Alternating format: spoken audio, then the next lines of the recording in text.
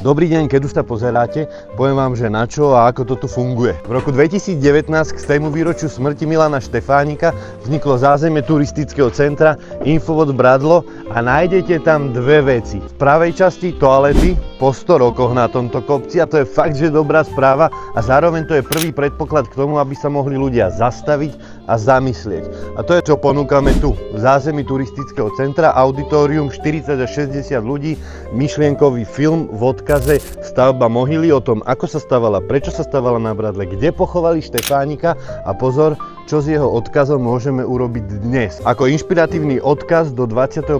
storočia pre každého jedného z nás.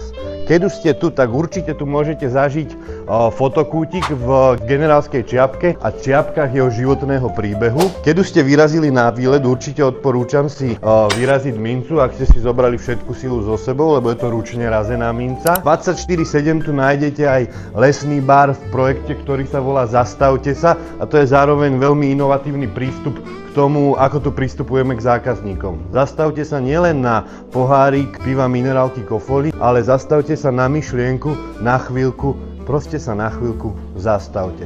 A to je to všetko, čo nájdete v Infobode na Bradle pod mohylou Milana Rastislava Štefánika. Areál Bradlo na mieste, kde sa národ ešte stále pamätá. Jedným slovom, vitajte.